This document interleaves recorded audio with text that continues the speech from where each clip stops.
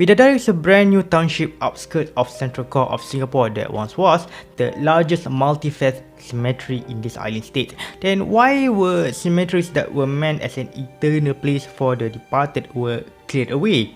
Limited space available, adding with a large number of population in such a small country, caused a tough decision need to be made by clearing out the former cemeteries to be redeveloped as a housing area.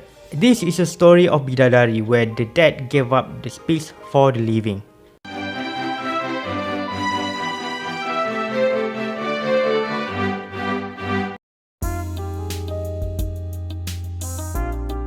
Bidadari in Malay language means an angel. However, the estate name Bidadari appeared how the name originated is obscured in the written history of early modern Singapore. In 1855, Henry Merchant Simmons acquired about 45 acres of land in the northeast of Singapore and built a mansion there, which was later transferred to the ownership of William Napier.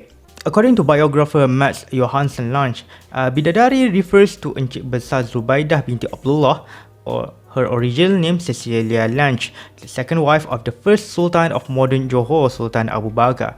However, another written record shows that the estate already named as Bidadari before Sultan Abu Bakar bought the land from H.M. Simmons and William Napier. The land was bought and the mansion was called Istana Bidadari in Malay, which means Bidadari Palace, after the ascension of Abu Bakar as the first Sultan of modern Johor in 1885. Encik Besar Zubaidah moved to Johor Bahru, while Bidadari estate was left vacant without any dweller after 1902. The intention to use Bidadari as a cemetery initiated as the existing Christian cemetery in Bukit Timah was almost full by the turn of 20th century. The remaining available space in former Bukit Timah cemetery were hard solid rock and really near with the groundwater level. Therefore, there was a need to find a new Christian burial site somewhere in the island. Bidadari estate was chosen as the estate was uninhabited during the survey in the year 1902, and the soil is suitable and the groundwater is well below the grave pit. Originally intended by the municipal board for a new cemetery for Christian communities, Bidadari was eventually allocated to Muslims and Hindus as well.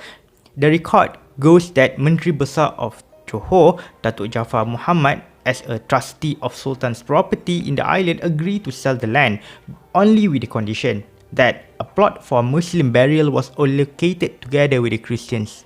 Thus, the municipal board conceded with the demand and agreed to pay about 112,500 Malaysian dollars for the 45-acre land. Bidadari Cemetery was opened in stages by faith in the year 1910, starting with the Catholic section, followed by other Christian denomination, Muslim and Hindu sections. Chinese communities demanded a plot in Bidadari as well, but the attempt was unsuccessful due to the concern of the differences of the culture of the funeral. The Christian funeral and also the Muslim funeral were mostly quiet and solemn, while the Chinese funeral were mostly loud and musical and such to celebrate the dead. To avoid this cultural clash, instead, municipal board opened Bukit Brown in the northern part of the island as a municipal Chinese cemetery in the year 1922. The diversity of people in Singapore reflected both on the living and the dead. There were 54,000 graves in Christian section, while the Muslim section has about 78,800 burials. Notable burials include the renowned physician Dr. Lim Boon Keng. You might know the name if you ride North-East Line often, the Boon Keng station. Another notable figure is Ahmad Ibrahim, a prominent politician in the early Republic days. It was Ahmad Ibrahim, after consultation with the representative of societies, recommended that cremation as a default option if the faith allowed to conserve Singapore's limited land space. After the last burial in Bidadari in the year 1972, the land was not only diverse by the faith but also the richness of flora and fauna, because of minimal human activity makes the flora and fauna thrive. Due to limited space available for the development, Bidadari has been cleared out and the deceased were reburied in Chua Chu Kang or been cremated. The exhumation was conducted from 1995 until 1996 and the land was gazetted for development by the Urban Redevelopment Authority URA since 1996. Currently, a brand new township called Bidadari has risen up to alleviate the public housing shortage in Singapore. Bidadari is not the first cemetery to be cleared out of development in Singapore. The land where township of Bishan, Bukit Timah and also some areas in the Orchard Road, such as Ngi An City, were once upon a time was cemeteries. Increasing population and land scarcity pushed the authority to clear out the old cemeteries and move out the bodies to the only active cemetery in Singapore, which is Chua Chu Kang Cemetery, located on the west side of the island. Since certain faiths such as Islam and Judaism only allow burials and forbid cremation, the legacy of former cemeteries are reflected on the location of the business of the funeral parlours, where the morbid business is mostly concentrated on the eastern part of the island. The situation where former cemeteries were cleared out for redevelopment is not just a unique thing in Singapore.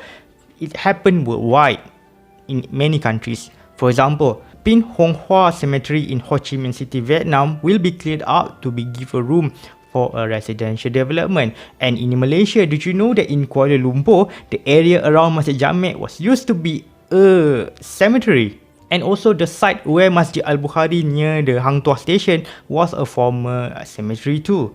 Until 18th century in Europe, pauper's burial is common as most people cannot afford to buy a grave plot, casket and also gravestone. As a result, some of the renowned figure in European history who died poor has no visible grave to be seen today, as after the former potter fields where pauper's burial happened were redeveloped into something else. Here is a fun task for you.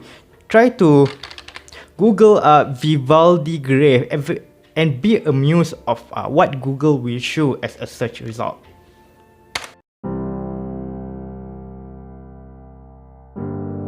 Currently, Singapore only permits burial for Muslims, Jews, Baha'i, Parsi and Ahmadis, while cremation is a default option for the others. Due to the lane constraint, burial in Singapore is only limited for 15 years. After that, the deceased will be moved to multi-layered graves to give a space for another incoming death.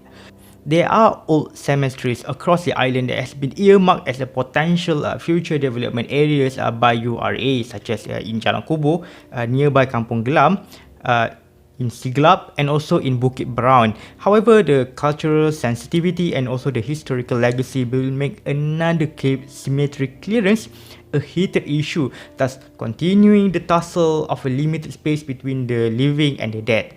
And this issue will haunt everyone. If you want to visit Bidadari, you can take North East Line to Woodlake MRT station and take exit A, or take bus toward Upper Serangoon Road and stop at Woodlake MRT station. In the future, Bidadari will have a lake garden, mall and an underground bus interchange. Al-Kaf Lake Garden, a man-made lake in Bidadari, is designed as a recreational space and a memory of past history of this township. In the time of my visit on August 2022, the construction is still ongoing. Thank you so much for watching. I hope you learned something new about Bidadari and how the living and the dead need to coexist in a limited land space. Thank you so much for watching and see you in the next video.